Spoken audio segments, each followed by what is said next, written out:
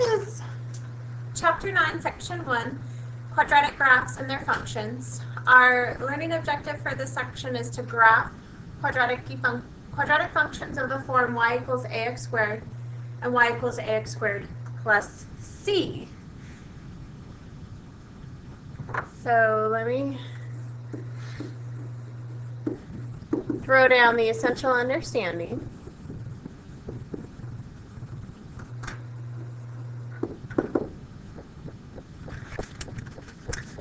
The quadratic function has some properties I want you to write down.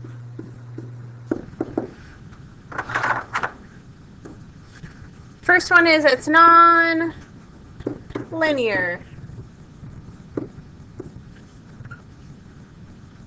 which means, I know it's crazy, but non-linear means it doesn't make a straight line. So if you go to graph a quadratic function and it makes a straight line, then that's a red flag. It does not make a straight line.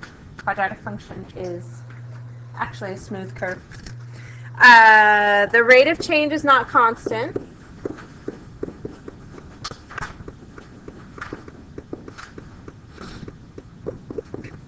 And we saw a rate of change earlier in our chapters. It was called slope. So just to pull things that we did before, it doesn't have a, if it's not making a straight line, it's not going to have a constant rate of change. It's going to have no slope.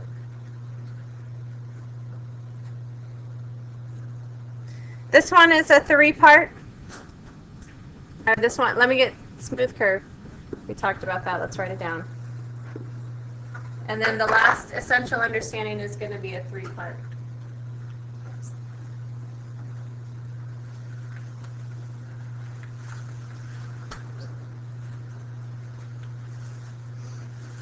Alright, so last but not least, a quadratic function is either going to have, it's either going to be a minimum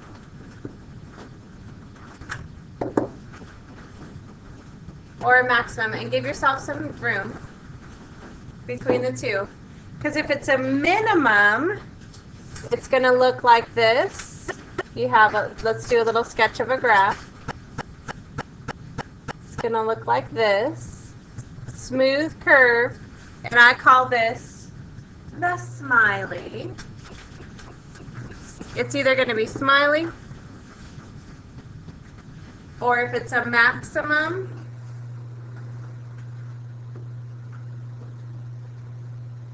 it's going to be frowny. So sad.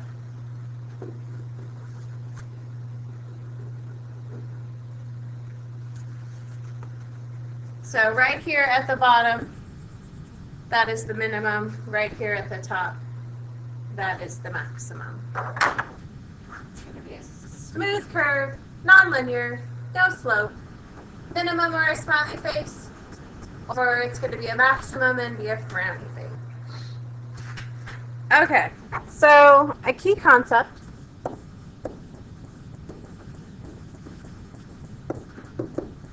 is the equation of a quadratic function. So we're going to have a quadratic function. You can recognize a quadratic function because its highest degree is a squared.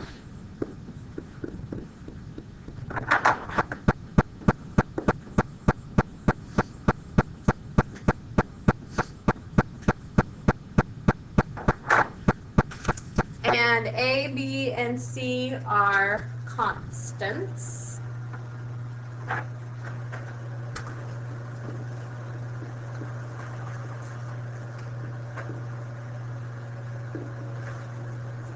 Which just means numbers. So if you see that you have an x squared, you have an A, B, and C, and it's constant. So let me give you some examples of what this would look like. Black.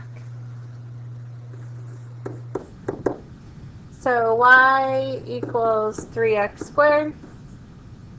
y equals x squared plus 9, and y equals x squared minus x minus 2 are all examples of quadratic functions in standard form. What I'm going to do is I'm going to give you a bonus. You're welcome. Give you a little bonus today. In our first example, a is equal to 3 because whatever's stuck on the front of that x squared is our a value. B is 0 because I have no x value. And C is also 0 because I have no constant term without a variable stuck onto it. For the second scenario, what's stuck onto that x squared? You guys look here. Whatever's in front, whatever's hanging on with that x squared is my a. And in this case, it's 1 because I only have one x squared. My b is whatever's in front of the x. If I don't have an x, it's 0. And my c in this case is the number that's hanging out by itself. He is 9. Yay. All right, lastly but not leastly, this guy down here. His a value is what's stuck onto that x squared, and in this case it's a 1. A little bit trickier, our b value is what's in front of the x, and in this case it is -1. And then our c value is who's hanging out by himself without any x's with him, and that's -2.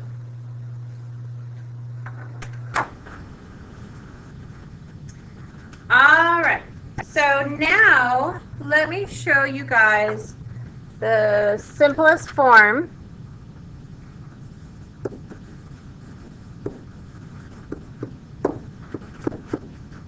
and I do a little math dance to the math gods and hope that I get quadratics in simplest form. So the quadratic in simplest form looks like this: f of x equals x squared, or sometimes we write it as y equals x squared. This is called, when you have the simplest form of a function, it's called the parent function.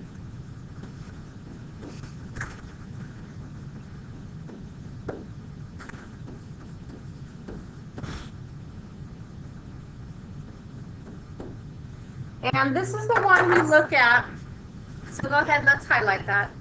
This is the one we look at when we determine how we're moving stuff around. So y equals x squared. So if I ask you how the graph of the function relates to the parent function, we have to be able to graph the parent function and graph its buddy function and see how we move that parent. So let me give you some properties of this quadratic function. It's also known as a parabola. Now, when I was a young student, I said it was a parabola, but that's not how you say it. Parabola. I'm not going to judge because I've done a lot of embarrassing things, and it's mispronouncing parabola is one of them. So a parabola is the graph of a quadratic function.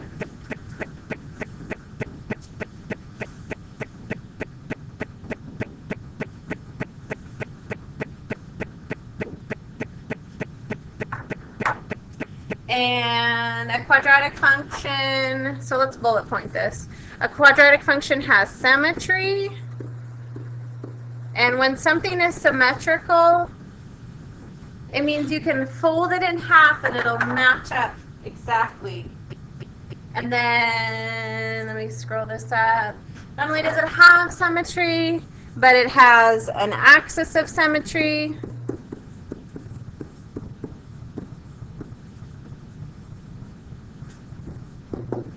And an axis of symmetry is a fold or a line that creates two matching sides.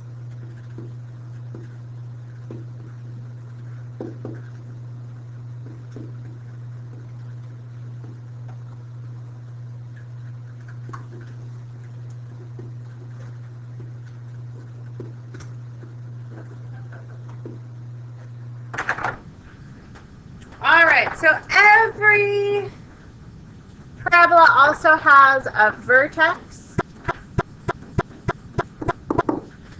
That is the highest or lowest point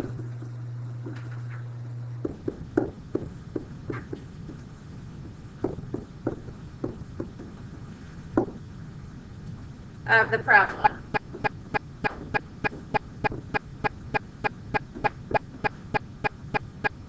And it's actually, I'm going to make note here, on the axis of symmetry.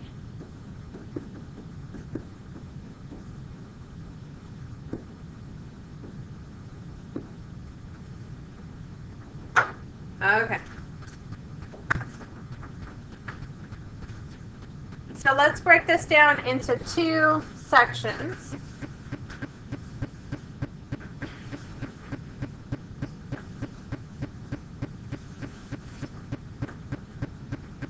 Okay, so the right-hand side is going to be our parabola if A is greater than 0. Please, guys. I'm very proud to walk you through your math journey. If you get to the place where you can say A greater than 0 means, oh yeah, A is positive. So A greater than 0 means a positive A value. And our function looks like y equals ax squared plus bx plus c. So we're looking at what our A is doing here. So let's highlight the A, because we're going to look at when A is positive. We are going to have a minimum. So the vertex is the minimum point.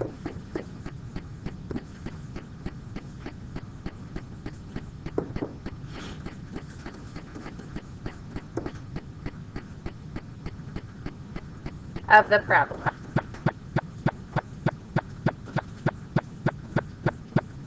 And let me give you a picture. So if I have an axis, x and y, and my A is, so this is y equals x squared.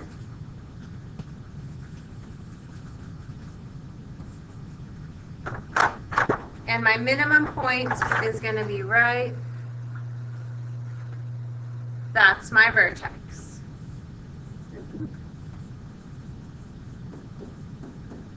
And just for fun, let's put in an axis of symmetry. My axis of symmetry is right here. Remember, we said our axis of symmetry is on the x, or the vertex is on the axis of symmetry.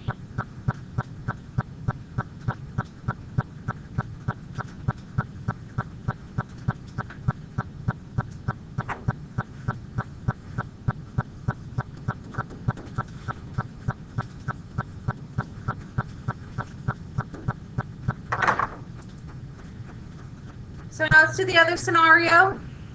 If A is less than 0, and oh, wouldn't be a happy day if when you guys saw A less than 0, you realized, oh, that just means negative numbers. If I'm less than 0, I'm negative. If A is less than 0, and my equation is y equals ax squared plus bx plus c, we're focusing just on the A's here. Then our vertex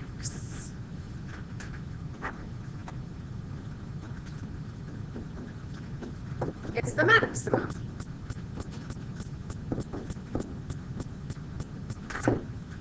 Points of the parabola.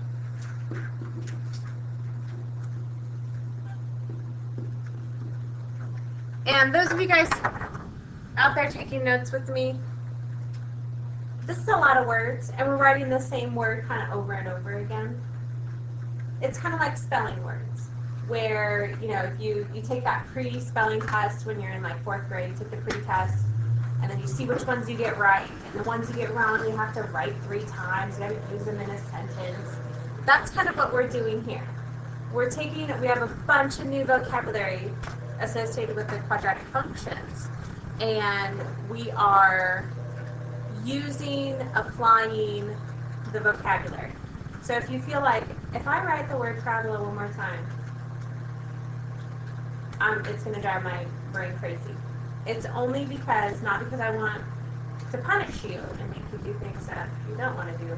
It's because it's a new vocabulary where the more we use it, the more we're comfortable writing it down, the better we can apply it when it comes to math. And the better you guys are going to remember it in the long run. Alright, so let's see what it looks like when the vertex is at a maximum. So if I go y equals negative x squared, let me show you what that guy looks like.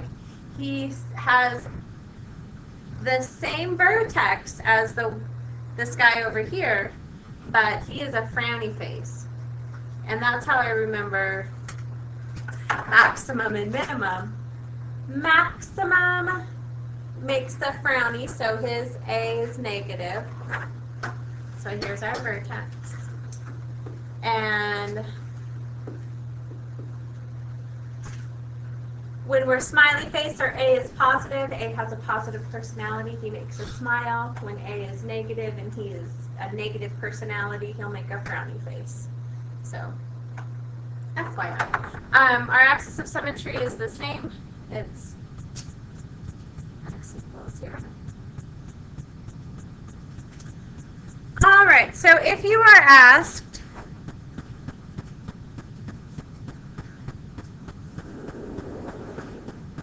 here's my example problems. Yeah.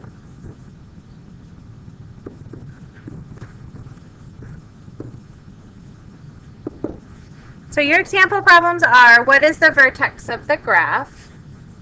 So we have to make sure on your paper we draw this graph very nicely.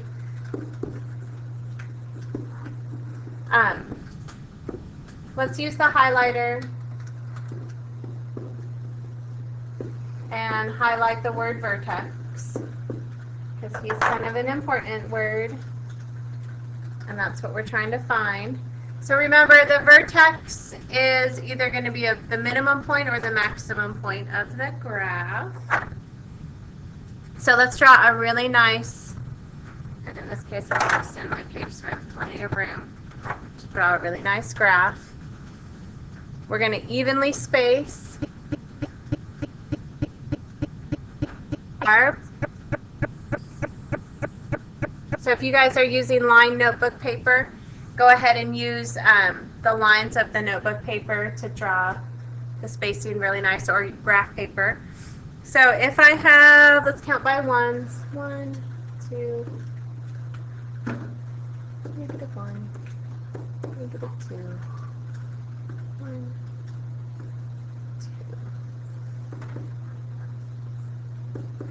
2, -2, and I need one more out this way.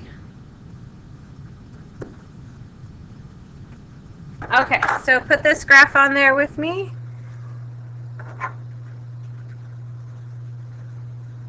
Oh, I need one more on the y-axis. Here.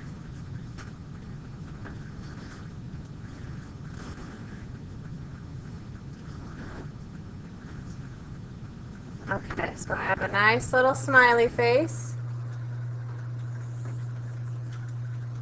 Right here, I'll give you guys a second while you draw that lovely. Alright, so if we're trying to find the vertex, that would be the minimum point.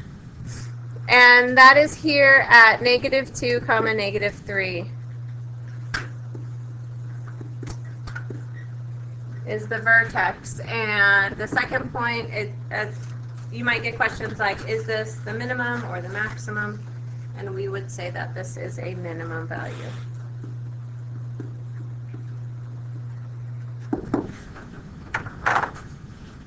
All right, we have two more example problems.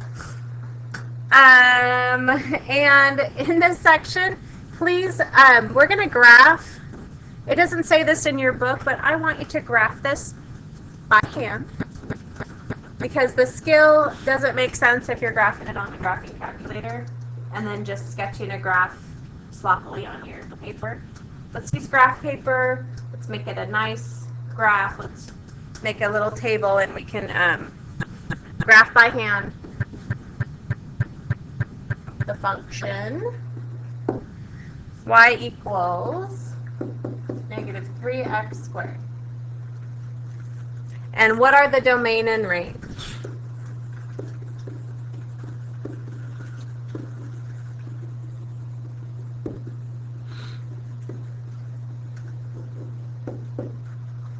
Okay, so the first thing I want to do is make a table.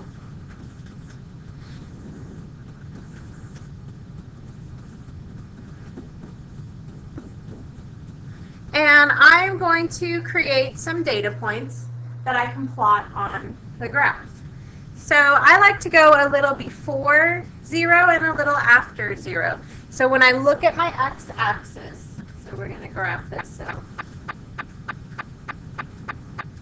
I want a couple data points before I get to 0 and a couple data points after, onto the left of 0, and then see if I need some more. So I'm going to go negative 2, negative 1, 0, 1, and 2. And then I'm going to plug that in to my function. So if x is equal to negative 2, I got negative 3 times negative 2 squared. If you don't feel confident doing this math mentally, I'm okay that you do it on a calculator. I'm going to do it mentally here. One thing I would like to caution you about is the negatives. Negative 2 squared, this negative 2 is getting the square, so it's negative 2 times negative 2 is positive 4. And then we're multiplying that positive 4 by a negative 3 to give us negative 12. So just if you're not confident on how to multiply things together, make sure you're double checking. I don't mind calculator use. So if I do the same thing with negative 1, I square it and I get positive 1, and I times it by negative 3 and I get negative 3. 0, I love when we have to plug in 0, because 0 squared is 0 and 0 times negative 3 is still 0. I'm going to do the same thing with a 1. When I plug in positive 1, I get out negative 3. And then when I plug in positive 2, I get out negative 12. So now I'm going to go in here and I'm going to put my values on my y-axis. So I'm going to go 1, 2, 3, 1, 2, 3.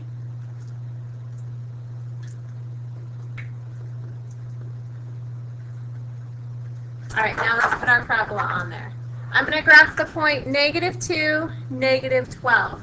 I'm actually not going to graph that point because negative 12 is way off my graph.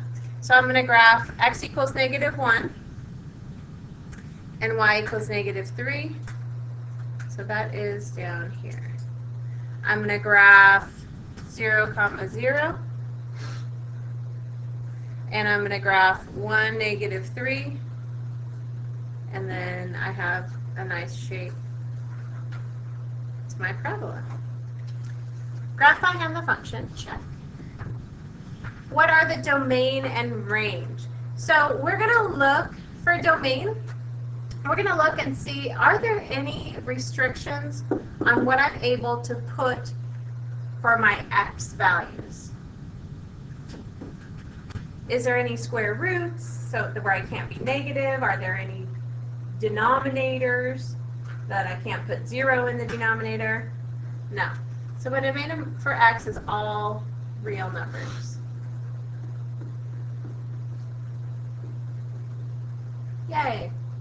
And then my range, so let's look at my y values, because my y values are a little bit different. So if we look at the y-axis, and we say, what is our maximum y value? Y only goes up to, so it's all in this little quadrant here. I'll highlight it.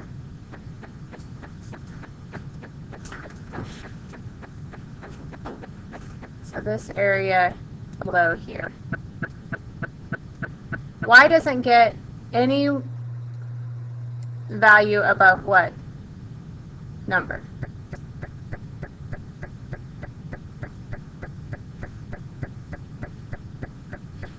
Y stays below 0.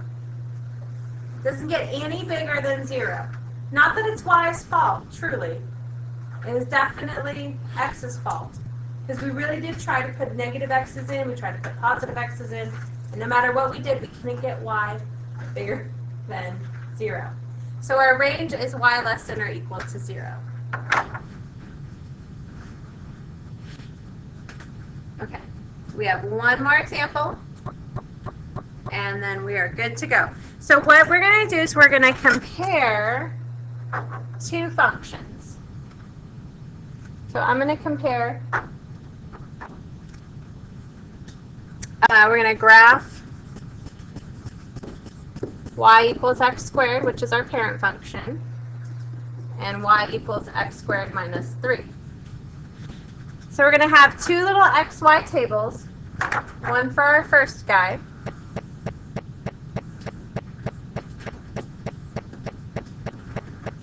and we're going to have another one for this guy.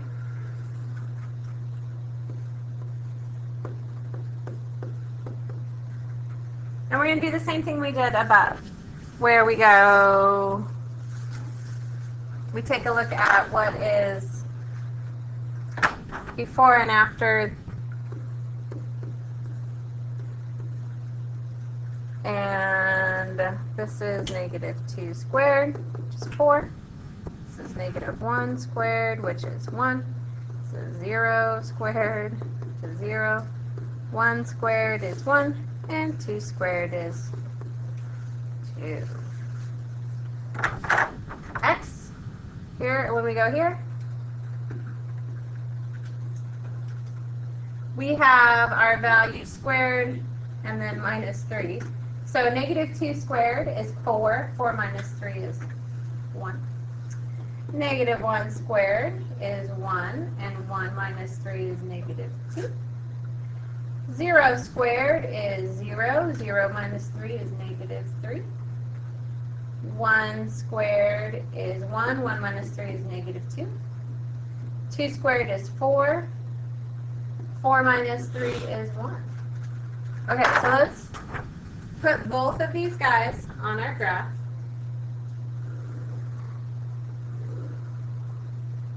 And see how they compare. How are they related? So let's put some good data value. I need to go at least to negative 2 and to positive 2. And I need to go up to 4. And I need to go down. Let's go down to negative 4. Okay, so let's put Mr. Green on here. His data points are negative 2, positive 4. Is he going to be frowny face or smiley face? Let's look at this guy. Frowny or smiley? Is his A positive to give him a smile or negative to give him a frown? Let's look at his data points if we don't know for sure. 0, 1, 1, 2, and 4. So if we connect the dots, smooth curve, we have a smiley face. So his A is actually equal to 1, and he is a smile. Okay, so let's graph Mr. Red. Mr. Red has the same A value, so he should also be smiling. So we're going to go -2 and 1, -1 and -2, 0 and -3, 1 and -2, and 2 and 1. So he looks like he is also smiling. He is exactly the same graph, but he is moved down 3 units.